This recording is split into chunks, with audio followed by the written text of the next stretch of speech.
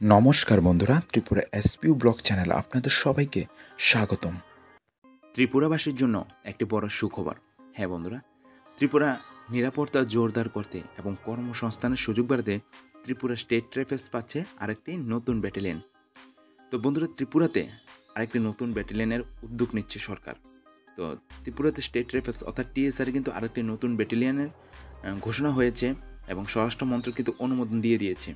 তো সম্প্রতি কেন্দ্রীয় যে স্বরাষ্ট্র মন্ত্রক অনুমোদন দিয়েছে ত্রিপুরা স্টেট রাইফেলস অর্থাৎ আরও একটি ইন্ডিয়ান রিজার্ভ ব্যাটালিয়ন গঠনের। তো এই পদক্ষেপের ফলে রাজ্য নিরাপত্তা ব্যবস্থা আরও মজবুত হবে।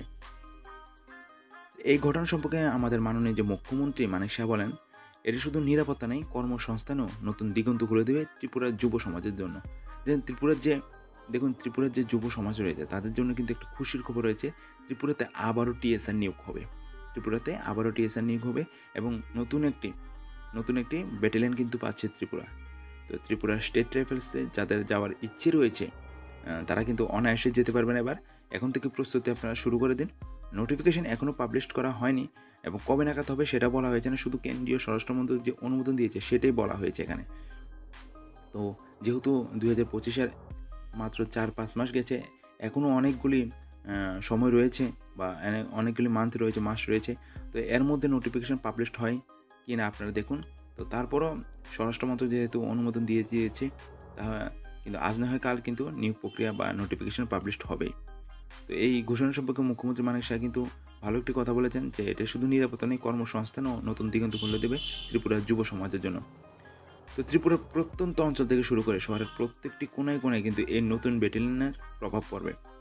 নিয়োগ প্রক্রিয়া শুরু হলে বহু তরুণ পাবে রাজ্যের সেবায় নিজেকে নিয়োজিত করার সুযোগ।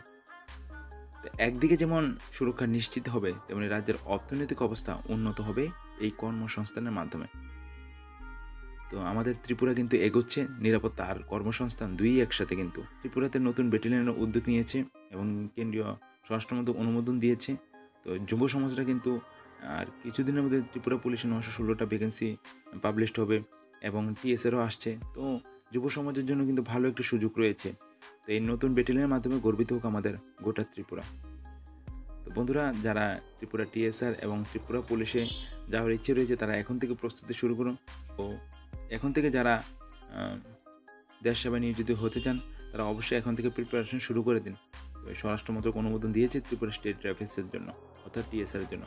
আজকের ভিডিওটি এই পর্যন্তই। ভিডিওটি যদি ভালো লাগে অবশ্যই লাইক, কমেন্ট এবং শেয়ার করবেন এবং আমাদের চ্যানেল নতুন হলে চ্যানেলটিকে সাবস্ক্রাইব করবেন।